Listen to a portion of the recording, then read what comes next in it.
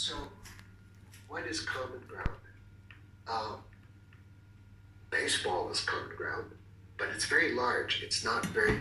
The concert hall theater is common ground. You know, there are places where people can have common interests because, you know, if you think the world that the sun rises and sets on any one thing, then it's going to be hard to talk about other things other than that one subject.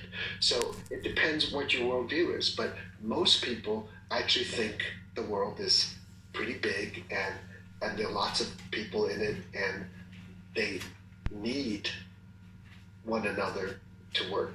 If you segregate yourself into a small group, then you can actually limit the conversation. But if you don't segregate yourself into a small group, then you're constantly receiving stimulus and recalibrating what your sense of the world is and what your values are and where you think we're going and where the all-together part is going in terms of building the world that we want to live in.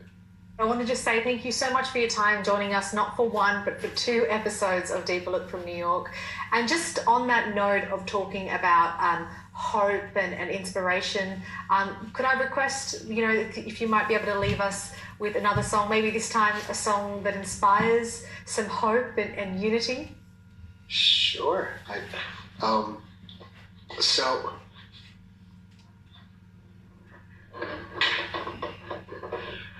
So I'm going to play for you something is a shaker tune called Simple Gifts. Beautiful.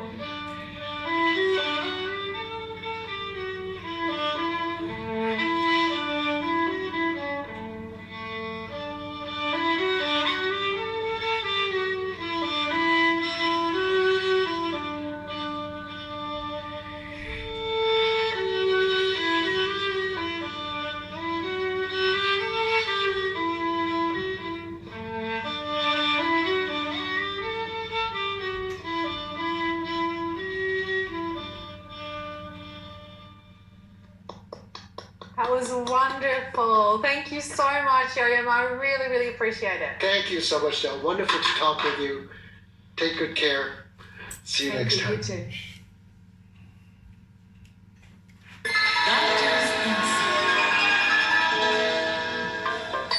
Hello and welcome to Doctor's Insight. The novel coronavirus disease, or COVID-19, has spread across the world as a global pandemic. So far, we understand that people with pre-existing conditions have a higher risk of developing serious illness if infected. Those with kidney problems are no exception. Kidneys are vital organs that filter the blood, and in recent years, kidney disease is continuing to increase globally. What can kidney disease patients do to stay safe and healthy during the pandemic? We'll talk to an expert. Today's doctor is Yamagata Kunihiro, an expert on kidney disease treatment. He is also a member of the committee that prepared the clinical practice guidelines of Japan. Dr. Yamagata, thank you for joining us. How much do we know about the relationship between kidney disease and COVID-19? We know that a number of people who contract the novel coronavirus not only develop pneumonia, but also acute kidney injury.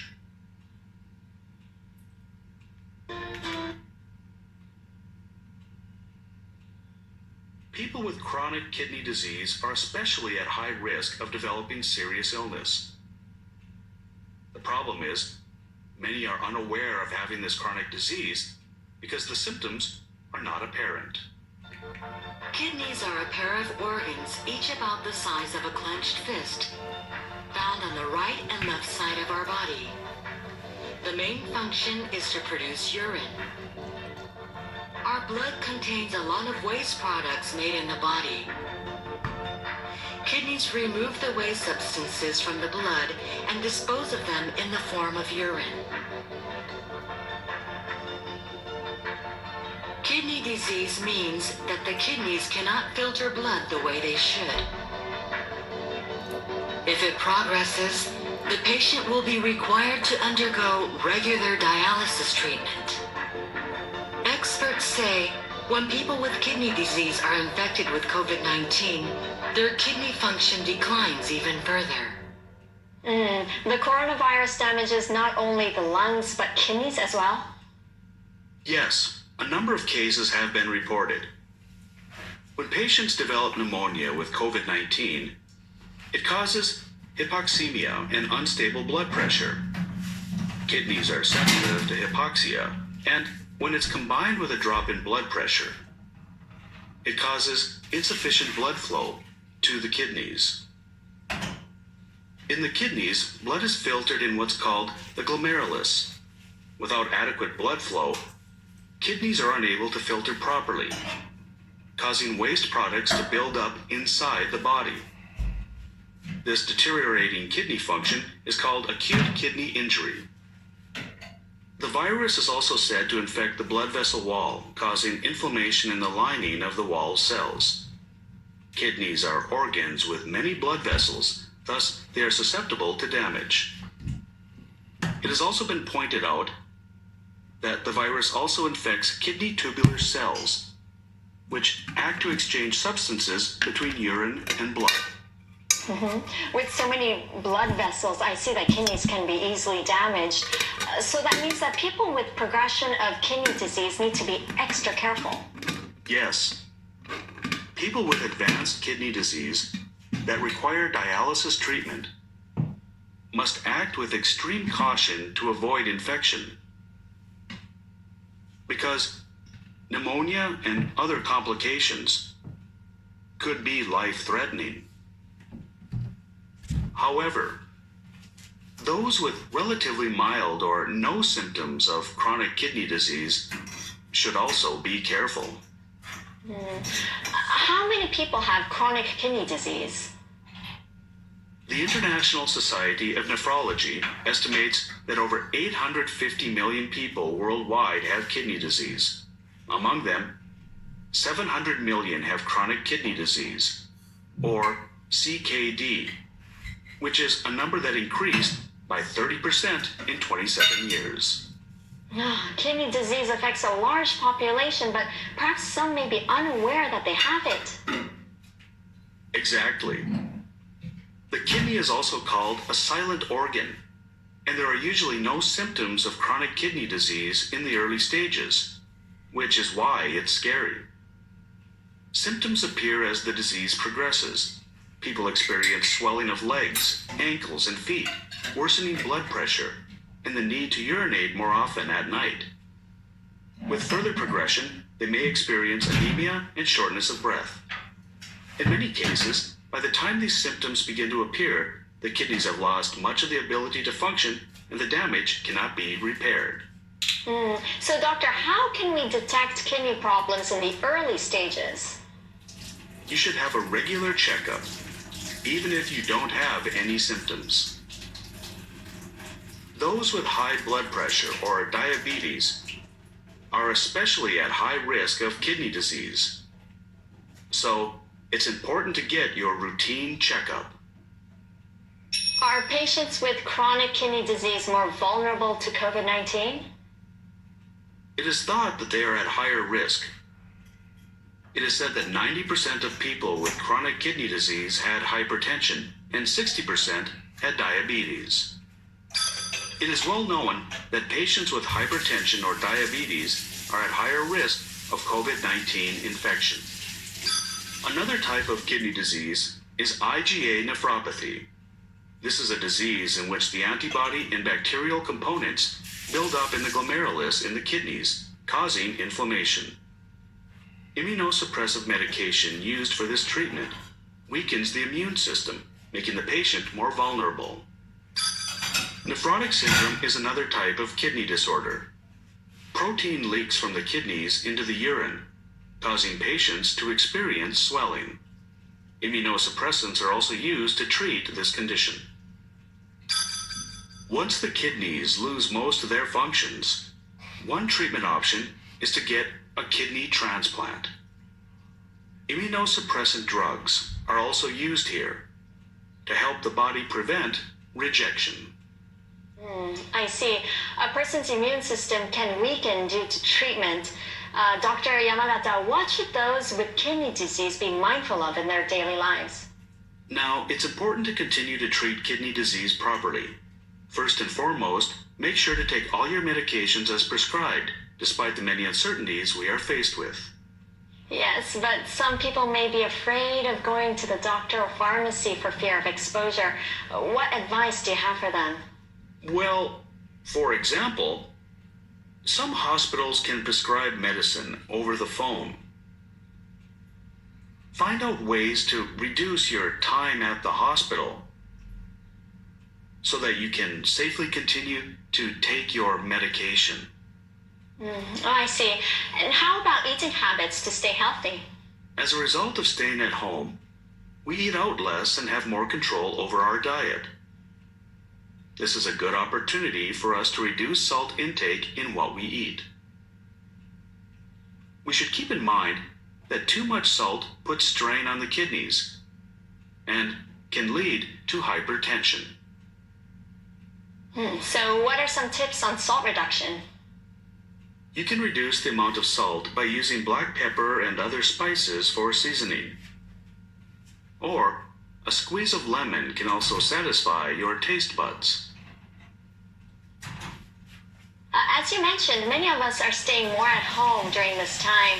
How about the importance of exercise? Exercise is important. Not only that, sitting for long stretches is said to be bad for the kidneys. Let's think of physical activities we can do at home. Even cleaning your house or gardening can have health benefits. Also, taking walks is a good idea as long as you can avoid crowds. Keep a safe distance and try walking without pushing yourself too much. For instance, you can start off with 2,000 steps per day and continue to make a steady effort to increase the number of steps. And before we wrap up, do you have a final message for those living with kidney disease? When you consult with your doctors and nurses, they will provide various advice. Please make sure to follow them and do your best to manage your health. Thank you, doctor. どうもありがとうございました。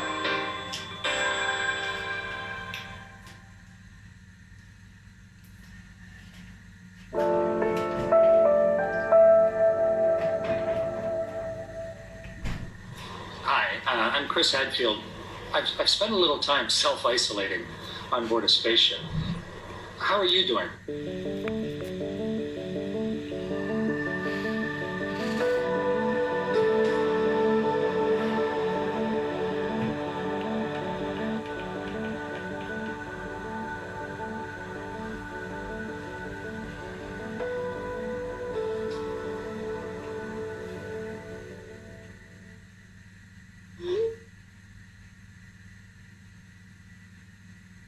So it's a trial. It's a complex, difficult thing for everyone. And it's a problem that each of us has to solve ourselves, internally, physically and psychologically. Imagine if you'd just been launched to a spaceship. You can float to the window and see wonders, see the universe, see the world pouring by at 8 kilometers a second, watch a sunrise or a sunset every 46 minutes. You're weightless. You can fly. Or you could lock yourself in your quarters and go, man, I'm inside an aluminum can and I'm separated from my family and there's nobody here to tell me that anything I'm doing is worthwhile. You can't just be in love with your old life and go, oh, this has messed up my life. That's not the truth. This is your life. It's just existing under different circumstances. And so it's up to you completely to decide how you are going to adjust your pattern to fit into this new normal, this new reality.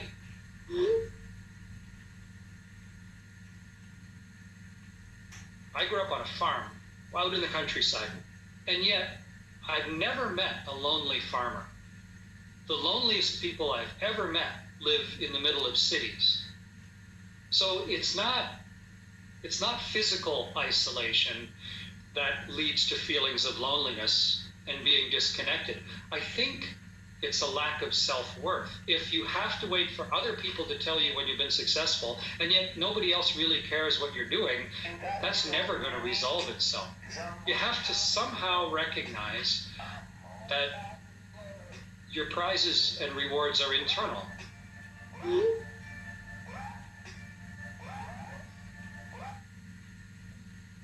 All of the discoveries about the universe and the discoveries about the world that have come from that, they come from a shift of self. Let's say it's an expedition to the South Pole or the top of Mount Everest or to the top of Mount Fuji or to whatever, the bottom of the ocean. You're going to need equipment, but you're also going to need a little different attitude.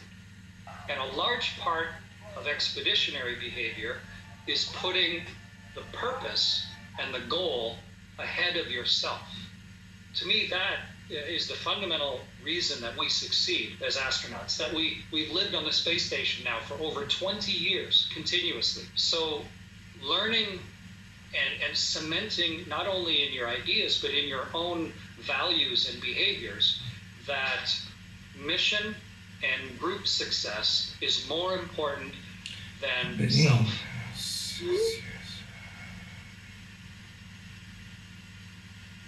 Prior to the pandemic, I marveled regularly at how thin the veneer of civilization is on top of the brutal nature of life itself. We have built tremendous technology to allow us to live in an almost carefree manner, expecting that there's a very, very good chance we're going to live out a full natural life. But whenever something globally disruptive happens, like a world war or a pandemic or a financial markets crash or something, that shouldn't be a surprise. That's normal. That happens. Don't resent the reality of the world and the life around you. There are beautiful, undeniable things happening around you. And it's easy to get mired in the differences, but if you can really relish the beautiful things that are happening and make an effort to highlight them to yourself and celebrate them personally and with your family, then the new normal, I think, becomes a little easier to accept.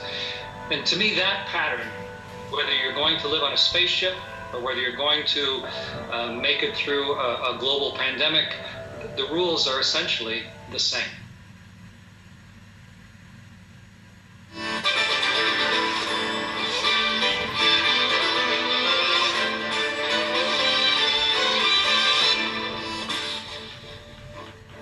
Welcome to Newsline Asia 24. We begin today with North Korea. The country says it will not send athletes to the Tokyo Olympics due to the pandemic. It broke the news in a post published on its sports ministry's website. The post says the DPRK Olympic Committee discussed the suggestions of its members on March 25th. They decided not to participate in the 32nd Olympic Games in order to protect players from the world public health crisis caused by COVID-19. The Summer Games are scheduled to kick off July 23rd. North Korea claims it has had no confirmed coronavirus infections. Pyongyang has severely restricted movement of people between the North and its two neighbors, China and Russia, by closing its borders in response to the coronavirus. Meanwhile, Japan's Minister for the Games, Marukawa Tamayo, says she is still confirming details about North Korea's announcement and cannot comment. South Korea's Unification Ministry expressed regret about the North's withdrawal. It had hoped the Tokyo Games would help foster peace and lead to reconciliation between the two Koreas. President Moon Jae-in had hoped the Games would be an opportunity for dialogue between North Korea and other countries. Hani bunu duyduğumuza üzüldük. Fakat bizim takımımız orada olacak demiş. And several other vessels in waters near Taiwan. This comes amid rising tensions between the U.S. and China concerning maritime activity in the region. A spokesperson for the Chinese People's Liberation Army Navy said the exercise was part of regular annually scheduled training. He added it was aimed at enhancing the capability of the vessels to protect national sovereignty, safety, and interests. The drill was led by the aircraft carrier Liaoning and which just this weekend sailed through waters between two Japanese islands. The exercise appears to be China's latest attempt to show off its naval strength at a time when the administration of U.S. President Joe Biden is strengthening ties with Taiwan. A White House spokesperson told reporters last month that the U.S. would continue to assist Taiwan in maintaining a sufficient self-defense capability. The foreign and defense chiefs of Japan and the United States recently reiterated their country's commitment to maintaining peace and stability in the Taiwan Strait. China's maritime activities were on the agenda when Japan's foreign minister spoke with his Chinese counterpart on Monday night. China requested the wide-ranging telephone call between Japan's Motegi Toshimitsu and Wang Yi. It lasted about 1.5 hours. Motegi expressed strong concerns over a new Chinese law that allows its Coast Guard to use weapons in waters Beijing considers to be under its control. He also said he is worried about the situation in Hong Kong and human rights issues in Xinjiang. Motegi urged Beijing to take concrete action. The two said they continue to cooperate on North Korean denuclearization efforts. They agreed on the need to fully implement UN Security Council resolutions. They also discussed the situation in Myanmar after February's military coup and said countries should work together to address it. Motegi said Japan will strongly call on the military to immediately stop violence, release anyone detained, and restore a democratic political system as soon as possible. Japan's foreign minister is also moving to strengthen ties with Germany. The country's top diplomats and defense ministers are set to hold their first ever 2+2 meeting as early as next week. They will likely discuss mutual defense and freedom of navigation in the East and South China Sea. It is a reflection of the growing international concern over China's maritime ambitions. In a related move, the German military will send a frigate to the Indo-Pacific this summer. Well, security experts view this as part of a policy shift away from China and toward other regional powers, including Japan. The four ministers also seem set to discuss joint exercises. There's been a change at the top in Vietnam. Pham Minh Chinh was sworn in as the country's new prime minister on Monday. Chin was confirmed to the office at the National Assembly in the capital of Hanoi. The 62-year-old is a career government official and has held several high-ranking positions in the Ministry of Public Security. He also served as the chairperson of the party's Central Organization Commission. His predecessor to the role, Nguyen Xuan Phuc, was sworn in as president, which is a mostly ceremonial position. Phuc served as prime minister for the past 5 years. While Chin takes office at a time of steady economic growth for Vietnam, the country has been able to weather the effects of the coronavirus pandemic, even as it has ground much of the global economy to a halt. But on the geopolitical front, Chin will have to contend with an ongoing territorial dispute with neighboring China.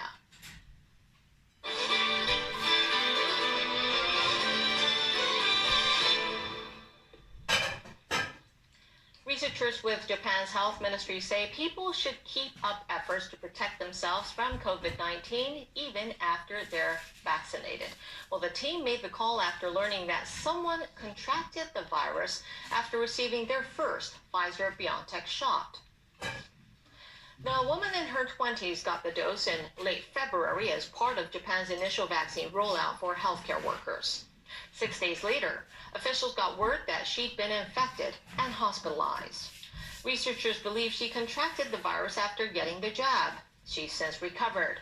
Well, this is the first confirmed case of coronavirus infection among vaccinated medical personnel. The team is tracking the health of about 19,000 others. The researchers say it is supposed to take about 14 days for a first dose recipient of the Pfizer-BioNTech vaccine to develop some level of immunity. Experts in the United States also suggest taking preventive measures after vaccination, including wearing a mask in public. The U.S. Centers for Disease Control and Prevention says there's still a slim chance of contracting and spreading COVID-19, even if you're fully vaccinated. With less than 4 months to go to the Tokyo Olympic Games, preparations are at full speed. But NHK has learned that a water polo test event that had been scheduled for this Saturday will not go ahead.